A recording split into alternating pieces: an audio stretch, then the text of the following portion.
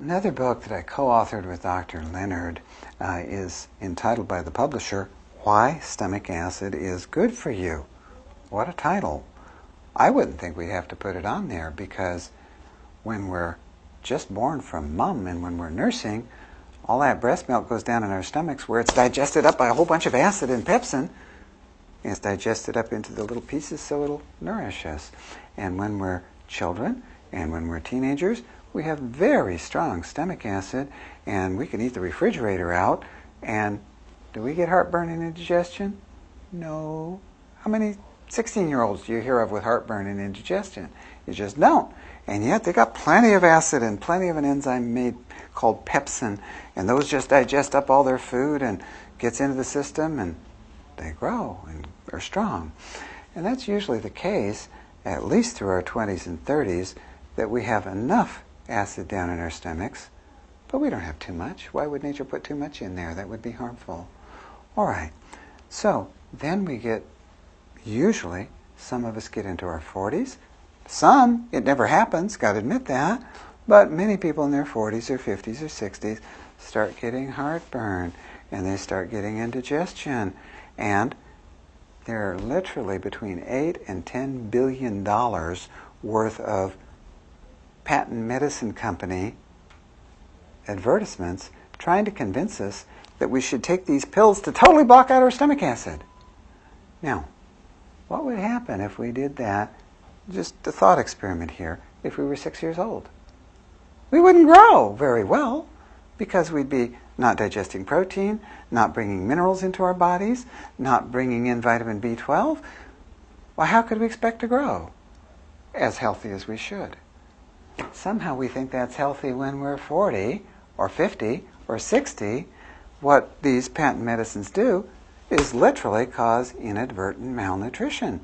We can be eating the best organic food that we want and taking lots of vitamins and minerals, and if that upper part of the digestion, the stomach acid and the pepsin, isn't working, then a lot of that doesn't get into our systems.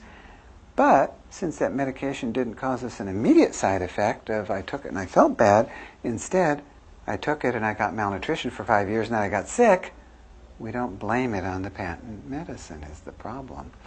And so what the point of the book is that messing our digestions up that badly can't possibly be good for the health. And we go through a lot of examples of that. And then we go through what's really happening. What's really happening when we start getting heartburn and indigestion and bloating and belching and gas is almost always, and I really do mean 99% of the time, it is not enough acid in our tummies. Not enough acid? How come that makes heartburn? Well, turns out that since 1970-something, 1976, when we got a gadget in here which very precisely measures stomach acid output, since that time, literally a couple thousand or more folks must have come in that length of time, saying, I've got heartburn, belching gas, and so forth, and they told me to take antacids. That was the early days. Or they told me to take an acid blocker. Or they told me to take something called a proton pump inhibitor. These are all the different medicines. I won't mention their names. And I'll ask them a very simple question. Did you ever have your stomach acid output measured? And you know, since 1976, everyone, 100% of everybody has said no. Never did. And yet, it's a very simple thing to do. It's a very precise test. The specifications for how to do the test were published in the Canadian Medical Association Journal, which is the equivalent of our AMA journal. Back in 1969, 1970, the specifications were published there, and we do the test exactly according to the specifications. What we find 99% of the time is that when people have those symptoms, there isn't enough acid down there. So we'll say, you need to go home and take some hydrochloric acid and pepsin pills with your meals. And people say, excuse me? I've got acid indigestion and you want me to take hydrochloric acid? We'll say, yeah, okay. So they go home and they take the hydrochloric acid pepsin with meals according to instructions, and the heartburn quits. And the digestion is better. and nutrients start flowing into the body. And one of the main problems that people have in accompaniment to heartburn, indigestion, bloating, gas, and so forth is, oh, I'm getting more tired, I must be getting older, it must be that. Well, I'll start with the hydrochloric acid pepsin stuff, digest the food better, get more nutrients in. Oh, I'm not so tired anymore. Gee, it must have been malnutrition. It wasn't that I was just getting older. Now, nobody gets the energy levels back of a 6-year-old kid. I'm not talking about that, but I am talking about restoring some degree of normal energy by getting the nutrition in there. It's a very simple principle. Our stomachs were designed to make so much hydrochloric acid and so much pepsin.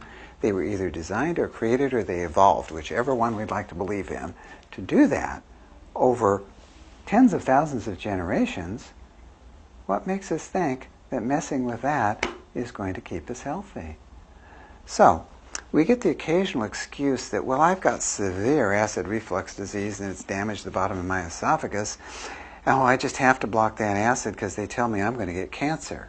There's a circumstance called Barrett esophagus, which then can proceed to cancer if it goes on. And what we tell people is that, look, if you've already got cancer, then this isn't going to work. But up to that point, it's very possible in many cases to reverse the precancerous changes, to reverse the severe stomach acid problem, and get a person back to the point where they can digest things and stay healthy. There's the very occasional person, and it really is rare, who's got such severe damage by the time they come in here that they have to stay on that acid blocker. It's very rare.